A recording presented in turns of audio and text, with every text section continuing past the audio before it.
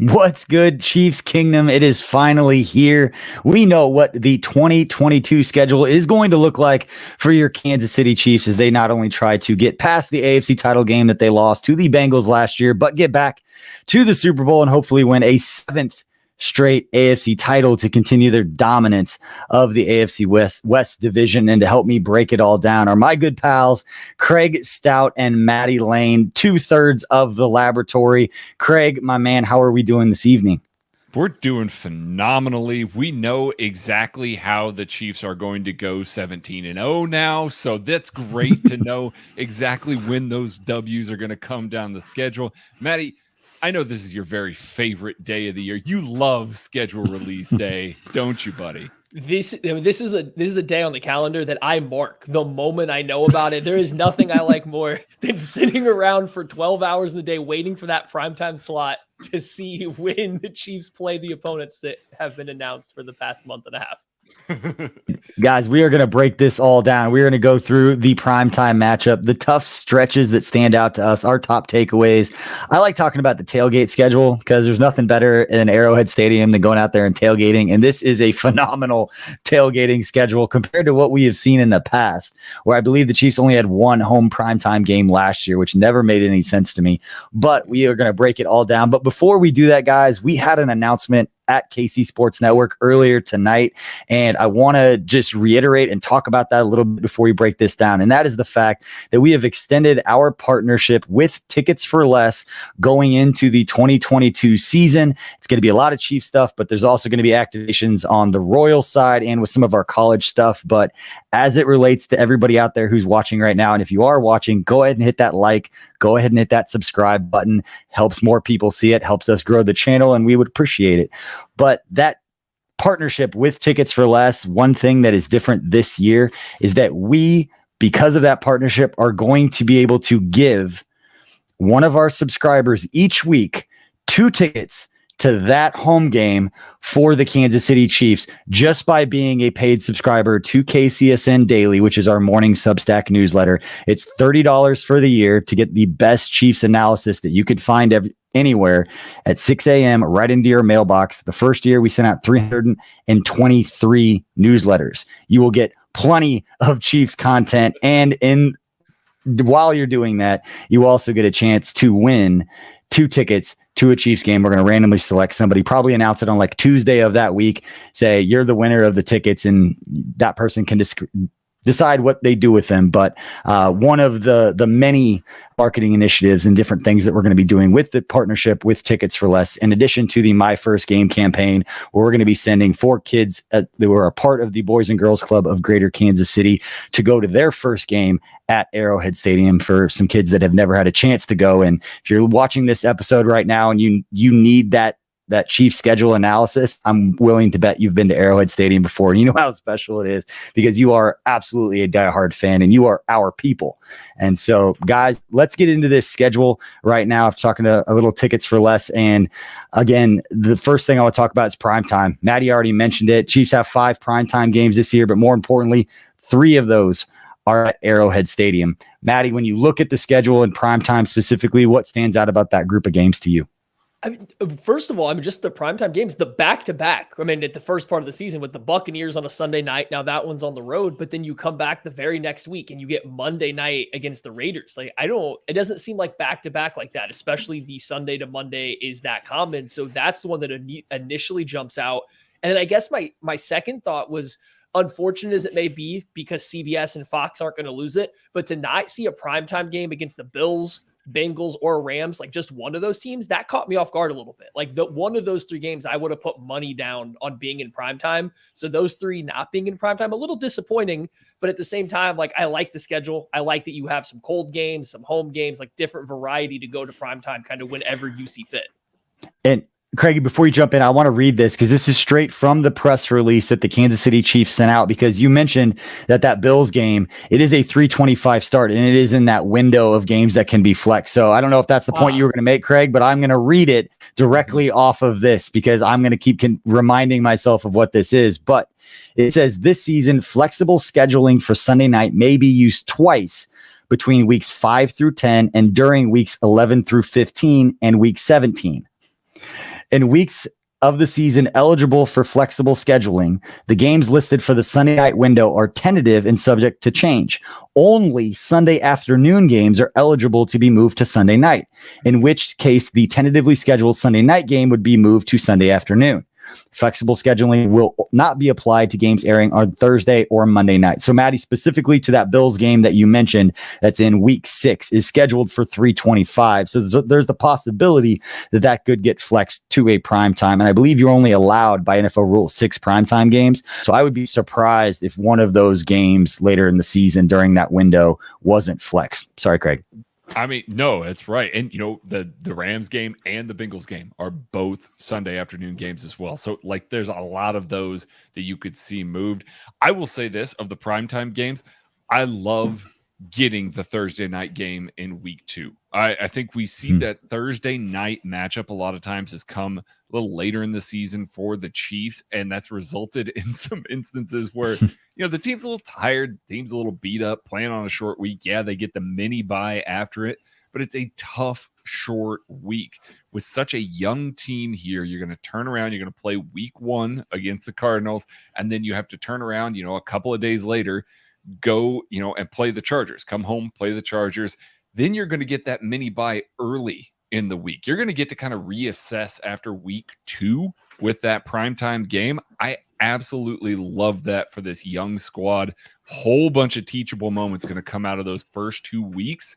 And I think we're going to see a lot of, potential growth between weeks 2 and week 3, just because they're going to have those 10 days to kind of relax and get everybody back on the same page. So from primetime perspective, I love having that Thursday game that early. And we have some people in the chat saying that CBS is going to protect that Bills Chiefs game, and that would not surprise anybody that they don't want to let that one go. As our fearless producer behind the scenes, Tucker Franklin, bringing your comments on. So if you have any comments, let us know what your thoughts are on the schedule as we're going through those show, and we'll react to those as Tucker will bring those on. But yeah, I think the other thing that jumped out, and Craig, to your point, I was hoping that the Chargers game would be week 1, just because with a lot of the changes for the Chiefs on both sides of the football, you don't really know what they're going to be. I want to load up all those really tough divisional matchups early in the season before everyone gets a chance to see what Andy Reid was sitting at Dana Point in San Diego drawing up on napkins with Juju and Marquez Valdez-Scantling and Sky Moore and all the new weapons that they've got. I don't want play later in the season like we have with the Broncos, where you don't face them until December.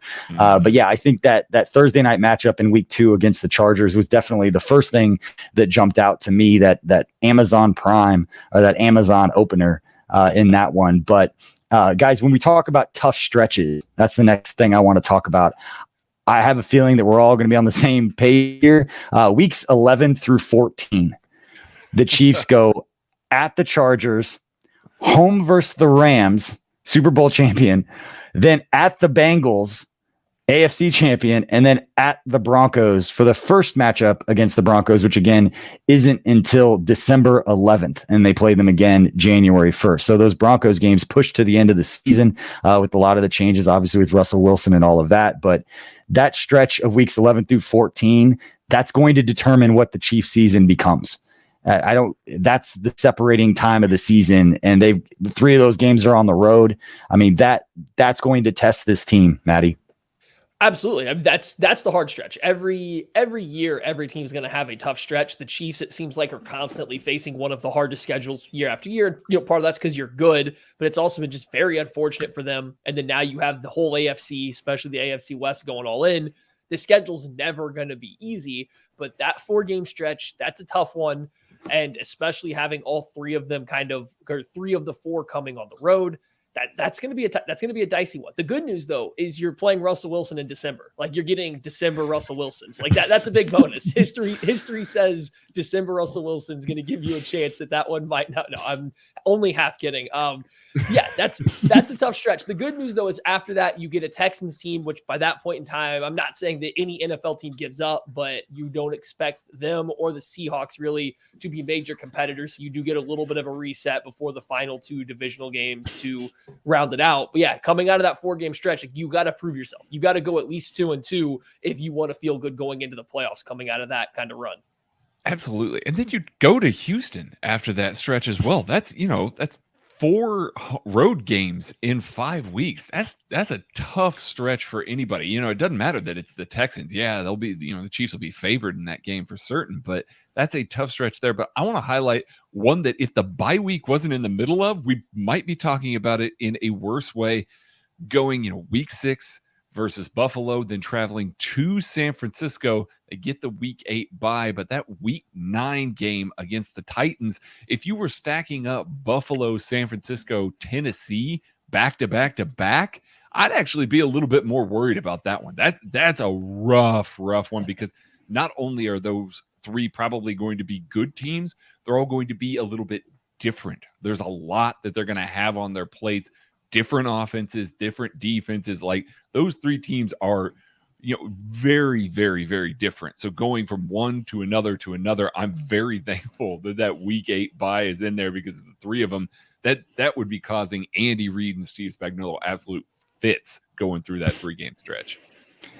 Yeah, the Chiefs' regular season schedule features 9 games versus 8 playoff teams from 2021, including, again, both the Super Bowl teams and the Super Bowl champion from the year before in the Buccaneers. But the combined record of Kansas City's 2022 opponents is 154 and 135. It's a 533 winning percentage, which, based on the information that came out about a month ago from Warren Sharp, is by far the hardest schedule in the NFL. But now it seems like the Rams, I saw some stuff on social media today that said the Rams have the most difficult schedule. And either way you look at it, it's a tough slate for Kansas City going into this one. But we talk about divisional matchups, and Andy Reid talks about it all the time. You win your division, you're going to the playoff. You're going to host a home playoff game, most likely, or winning your division, you're going to host a home playoff game. So since Andy Reid arrived in Kansas City back in 2013, the Chiefs are 41-13 against the AFC West division, including a 15-3 mark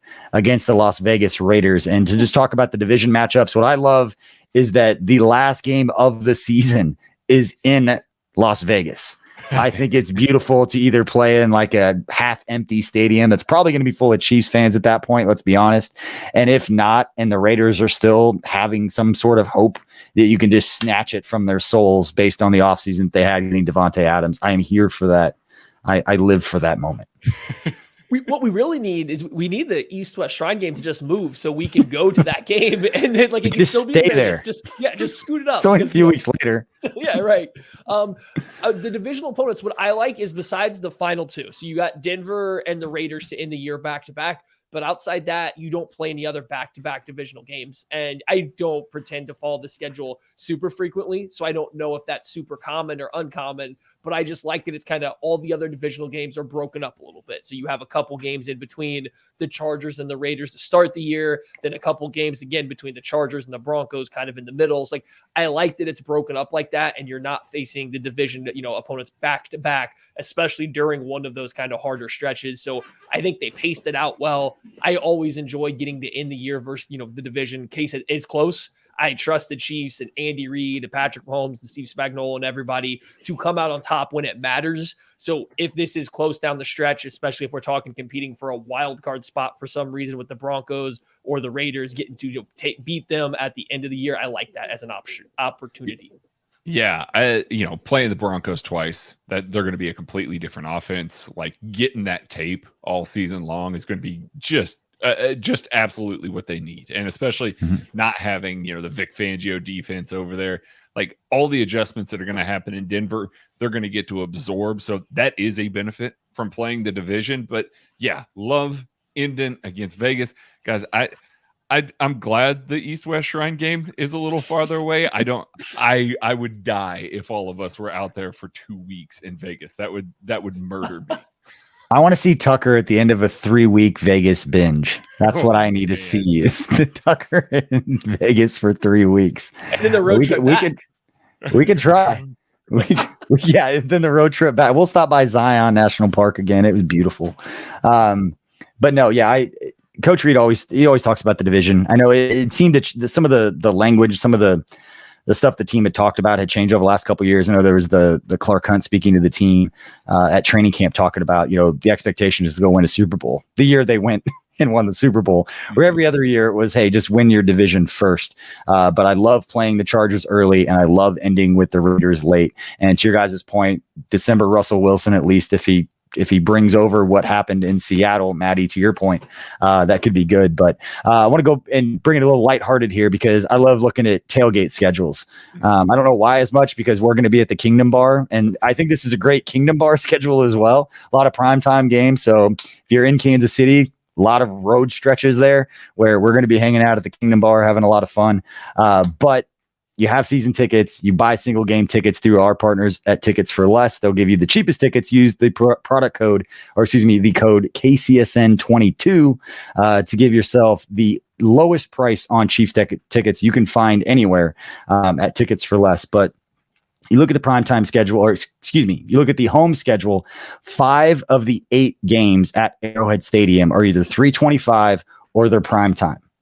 I love that as somebody who doesn't like to get up early in the morning, and I don't want to necessarily have orange juice with my tailgating drinks early in the morning and have to get in line at like 6:30 in the morning to wait for an hour before they open up the parking lot at Arrowhead. You can sleep in a little bit. You can take your time getting ready in the morning. You can tailgate right through the heart of lunch, bring out the barbecue grill, do whatever you need to do to get the food. Like, it is the sweet spot of tailgating early in the fall, like earlier in the season at Arrowhead. A lot of those, the noon games are actually late in the season.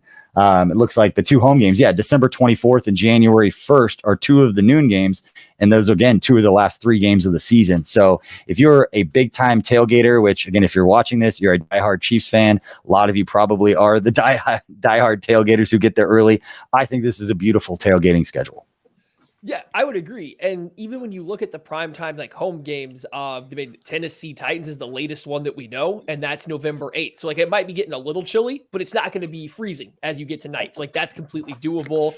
So I like that as far as tailgating goes. And I'm with BJ. It's fun that, when you, every now and then to wake up at like 6 a.m. and go get in line and tailgate and be there all day, but it's not ideal. Like it's not ideal. And even more so, this is less about tailgating, but just, Maddie living on the East Coast here.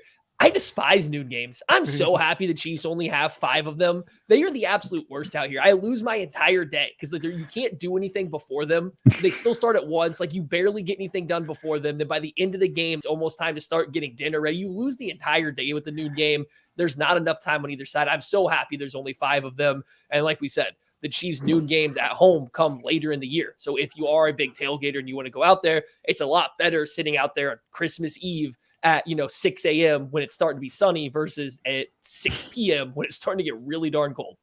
Now, I am going to defend the noon tailgaters. I am going to defend them because this was one of my favorites. They're already asleep now. They're in bed right now because they have to wake up at 3 a.m. I'm an old man. We have established this repeatedly. I get up early. I like getting out to Arrowhead when the sun's coming up. I like cracking a 12% stout first thing in the morning and then just it instantly freezes.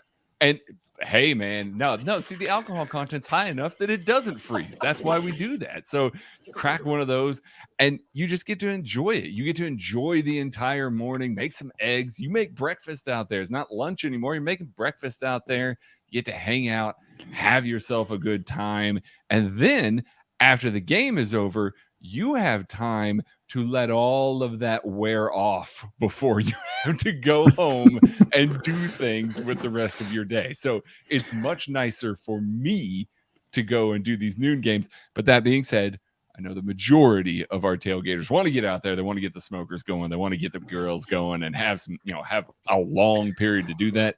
And this schedule is very favorable to do that. Craig, I know I can dig up some pictures back in 2013 of you and I tailgating in that first season, because they started 9-0 that year, and I'm a superstitious person. So when you get there for the first game and you toast Arrowhead with a shot of Patron when the sun's coming up and you win, you're like, you got to do it every game now. That got pretty rough. Maybe that's where a lot of this is coming from for me, but you were there with me. Yeah. And that was a little rough, but yeah. And Maddie, I'll raise your 1 o'clock games being terrible to 10 a.m. games when we lived in San Diego for 4 years.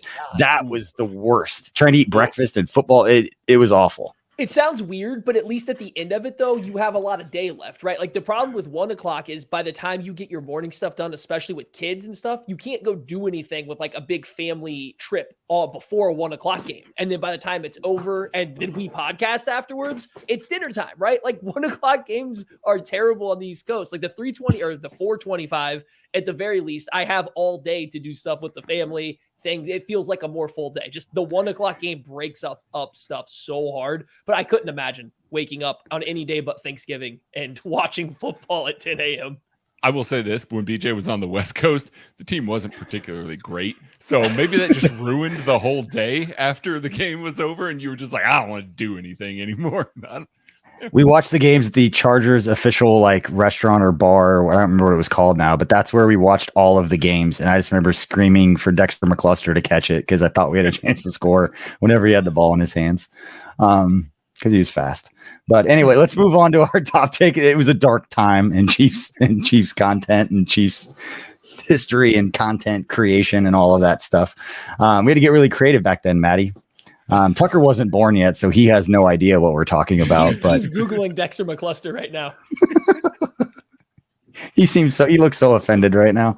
All right, let's talk about your top takeaway from looking at the schedule. When you first saw it, points that we haven't made yet. For me, it was the fact that the Chiefs do not play a home game on a Sunday at Arrowhead until October 16th. That just seems very strange to me that you're in the middle of October before they play, again, a home game. Again, they've got the Thursday, September 15th game, that Thursday night game against the Chargers. The next home game is another primetime game. That's the Monday night game against the Raiders. And then it's the following week, that 3:25 game. Week 6 is the first time they play on Sunday at home at Arrowhead. Yeah, that's a little strange. And then they smash a bunch of home games and all of October and November. There's a lot of home games right after that. That's a big one. For me, it was the bye week and the mini bye week and the gaps between games not being good at all, being terrible. Craig talked earlier about liking that early Thursday game. I think I don't want the 10 game. If I'm a player, at least I wouldn't want the 10-day break in week 2. And then, a couple weeks later, you have 8 days between Sunday night football with the Bucs and Monday night football with the Raiders. And then you get the bye week in week 8. And then after that, everything's on 7 or even 6 days because they have they have a Saturday game against the Seahawks, a potential Saturday game against the Raiders to end the year. I don't like where their breaks are. Their time off, all their extra time off is shoved into the first half of the year. Down the stretch, they're playing on 7 days rest or maybe even less. That seems really less than ideal for a team that has such a hard schedule. You did some stats earlier. I didn't get to squeeze this one in there. The Chiefs are the first team in NFL history that their first 8 opponents all had a winning record the year before. First team ever that has happened. So from the Cardinals up to the Titans, the first game after the bye week, every team had a winning record last year. That's the first time that has happened in the NFL. Wow. Bring it on. That is insane. Wow. Yeah. That was also going to be my major takeaway as well. If the Chiefs don't get the 1 seed and they don't have a first round bye when they make the Super Bowl, that will be the first time that they've had a game off in 13 weeks. So if they don't get that 1 seed to get to the Super Bowl, they're going to have to play 13 straight games. That is some serious attrition. We have seen time and time again NFL teams needing that. So yes, while I do like that week 2 bye, I wish that there was another one in there. I wish it was a later bye in there. That is going to be crazy if they are able to roll off 13 straight games. But it's Patrick Mahomes, Andy Reid, and if anybody can do it, it's them.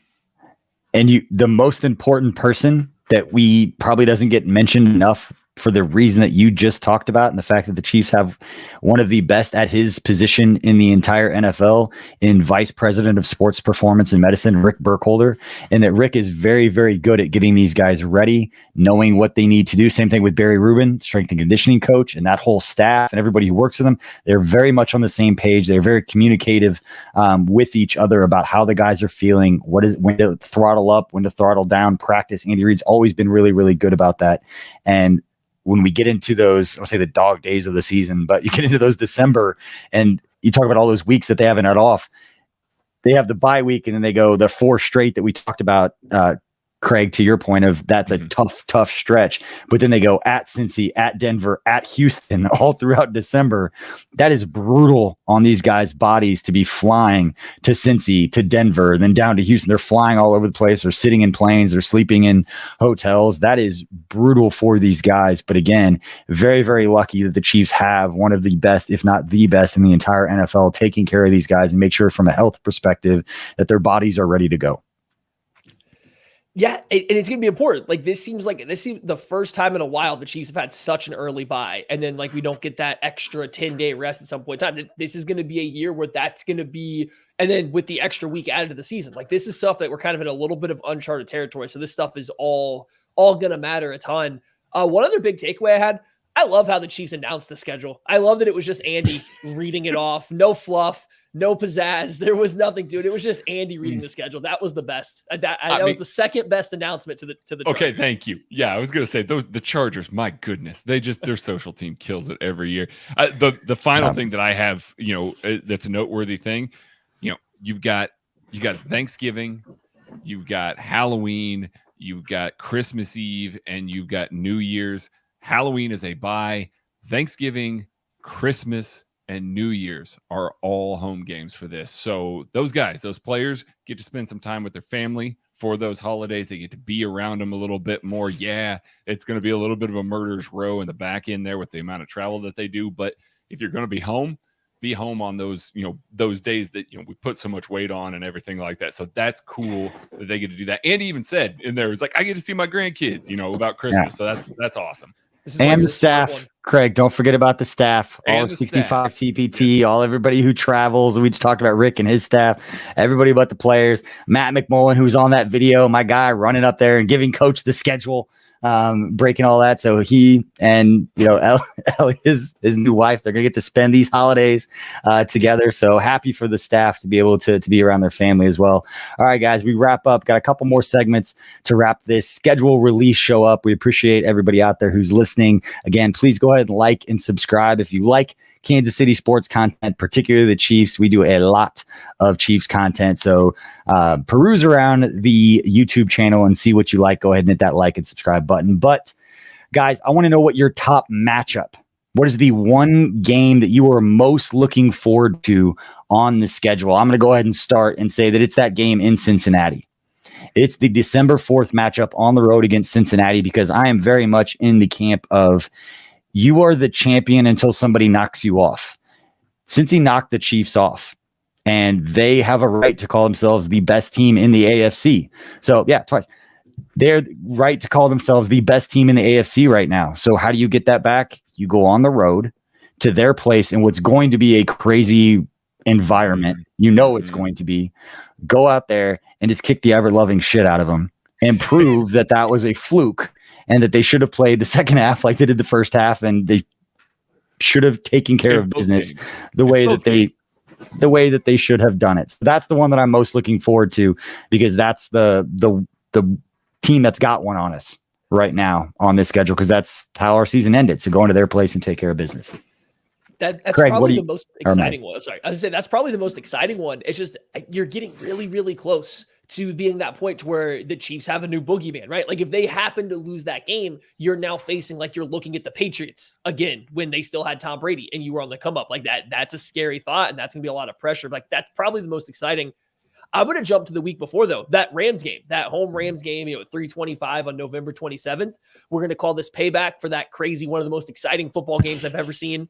And then the fact that the Chiefs didn't get to play them because of an offsides penalty in the Super Bowl, in which I think they would have also won that game right after that, where he's going to get all this pent up rage out of losing that shootout, not actually getting to play them again in the Super Bowl. The Patriots ended up winning because D Ford was offsides. We're going to, just get a little bit of revenge. It doesn't matter as much, but I think that'll be an exciting game.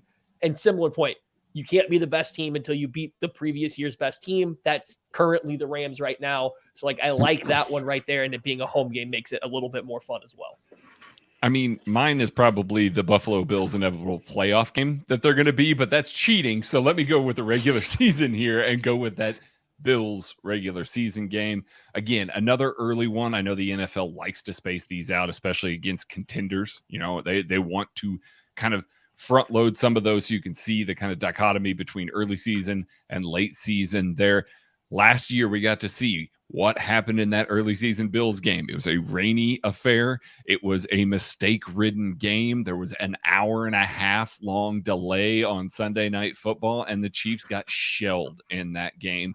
We're able to come back later on that season, and that was a shootout. I think it's going to continue to be a shootout. We're seeing, Patrick Mahomes and Josh Allen are buddies. I'm sure they are very much looking forward to that matchup. I am as well. I think that is going to be, just such a fun game to have Buffalo in Arrowhead. And I do think it'll stay an afternoon game because I do think CBS is going to protect it. So in the middle of the afternoon there is just going to be, man, Arrowhead is going to be absolutely crazy for that game. So give me Buffalo. All right, we've got a comment from Paul. He said Kent would agree with me in it being the Bucks, and Bucks would probably be my second, just because he wants to have, probably for similar reasons. And I have said this before, that when Patrick Mahomes wins 9 Super Bowls at the end of his career and we call him the greatest of all time, people are say, well, he never beat Tom Brady. And I don't care if it's a regular season game, just for the love of God, beat the guy one time. I don't care if it's a week 4 game. He's got to have that game where he goes out and proves going up against them. I know they don't play against each other and all that, but for the sake of the argument and the debate that we're going to have 20 years from now, when Tucker's in his 30s, we've got to be able to say that we beat Tom Brady at some point with Patrick Mahomes, or we're never going to be able to have that conversation. So, Paul, I agree with you. They got one the year that they lost him in the Super Bowl. They beat him in the regular season in that game that Tyreek went crazy in, and they just about lost it because it was such a great comeback there. So they got the one. Yes. I think you do got to come back. Yeah, if you get another one, I think that brings them. Well, somebody just said they're 3-3 if he comes back. I don't know what the record would be. 3-3 versus Brady if Mahomes wins that one. Hey, sure, we'll call it that, and then you're even. That's all that matters. Another shout out: Week 3 versus the Colts, because they caused us as Chiefs fans a lot of pain and suffering throughout the years. So anytime the Chiefs get a chance to whoop up on the Colts, that's always a fun time. All right, guys. Now we're gonna put you on the hot seat. We're gonna talk about records. You're going to prognosticate what you think the Chiefs' record is going to be at the end of this absolutely brutal schedule. And then you're going to state if you think that record is going to be good enough to win the AFC West division as well. So, Maddie, we'll start with you. 17-0, and yes. And yes. I like that you had to state the and yes. 17-0, but no, they don't win the division. I would think. Do you have a serious answer here? That one. 17 and 11-5. Yes, they win the division based on tiebreakers at 11-5. Ooh, I could see that. Who are they splitting it with? The Chargers for sure. Okay. You mean 11-6? Yeah, 11-6. Or 12-5. Or 11-5-1. Ooh. I'm gonna go with 12-5. I think that that's a strong one. I do think that wins the division. We do this with the Chargers every year, and I think they're going to start hot, and I think they're going to start well. I think Denver's going to fade down the stretch, and I think that Oakland or Vegas is just going to be, kind of a distant fourth this season. So I do think that they win the division, but I do think that the Chargers are a fairly safe wild card lock. Yeah, I was going to say 12-5 as well, with pretty much the same thing. I think it's the Chargers. I do think that they're going to take steps, unless they have crazy injuries, which just always seems to happen to the Chargers. If it's not just weird things going on down the stretch of their season and kind of falling apart, it seems like there's always some key injuries that kind of derail them. And they have some older players. They made some moves, but Khalil Mack isn't the youngest player in the world. And so if they can stay healthy, I can see them being in it late. And that's going to be a thing where eventually you say it long enough and you say it enough that it's going to be the Chargers' year.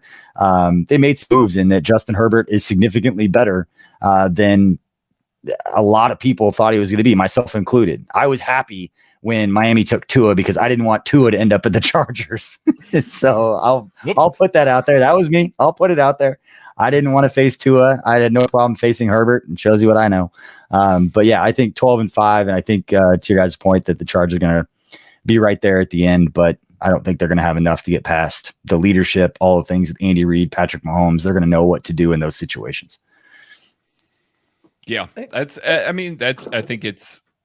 think we're going to see, this is going to be the year that we start maybe giving Andy a little bit more of his flowers. They're going to turn over so much of that defense. There's going to be so many young and new elements, the offense as well. I think you're going to see both sides of the ball play better. And I think that you're going to see, if the Chiefs are at that 12-5, 13-4 kind of range, I think we might see Andy be in contention for coach of the year at that point, just because there has been so much turnover, so much that he's had to reshape about this team. So it could be a masterclass for him here late in his career.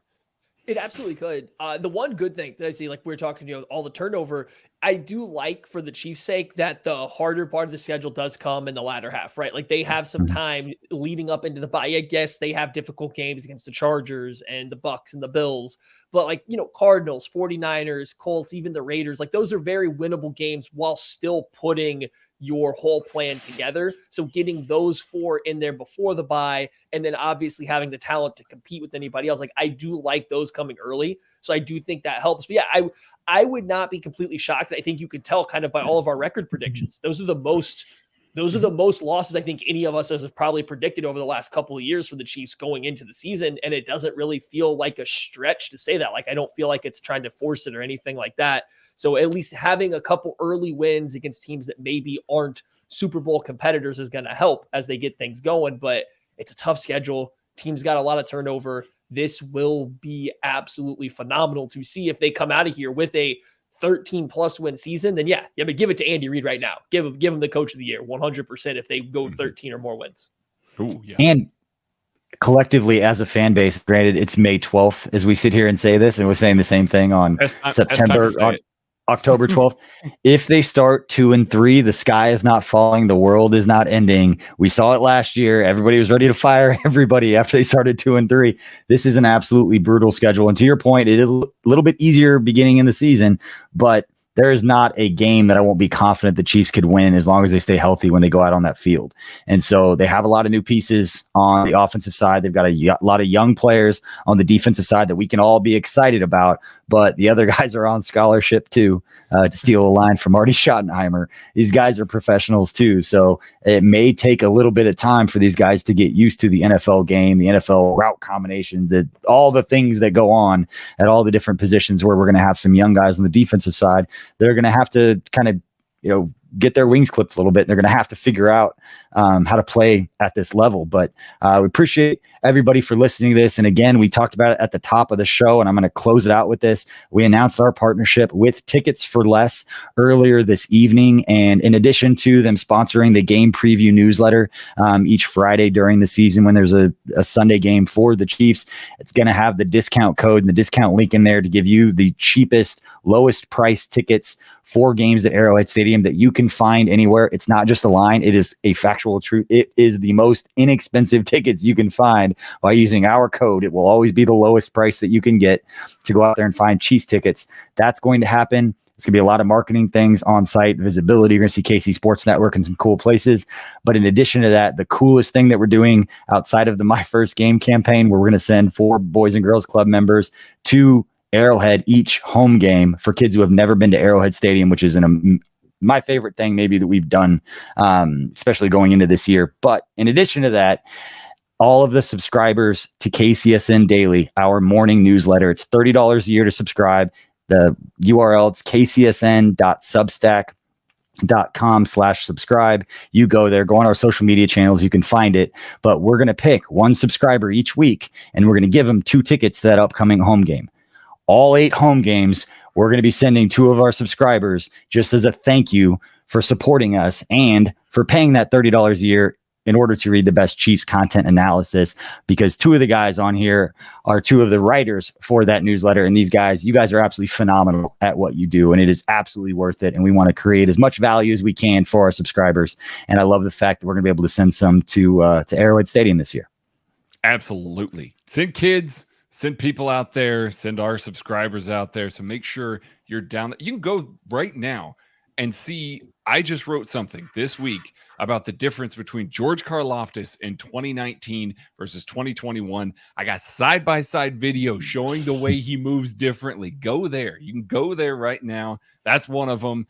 We're breaking down all the draft picks. We got some fun stuff planned for this offseason, breaking down some of the things that they can do schematically. So we got fun stuff there. And on top of that, you're going to get a chance to just win free Chiefs tickets every single home game. So it's great. It's great value. You should go do it.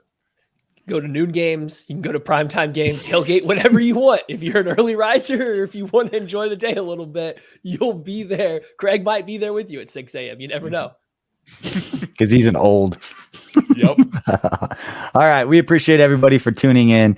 We'll have more Chiefs content, more schedule analysis throughout the offseason as we start counting down the days until Chiefs training camp, when they put the pads on and get going and trying to win again that 7th straight AFC West title. Try to get back to the AFC title game, get past that, and get back and win another Super Bowl so we can all celebrate together. We appreciate everybody for listening. We appreciate our subscribers, and thank you all for listening. We will see you next time.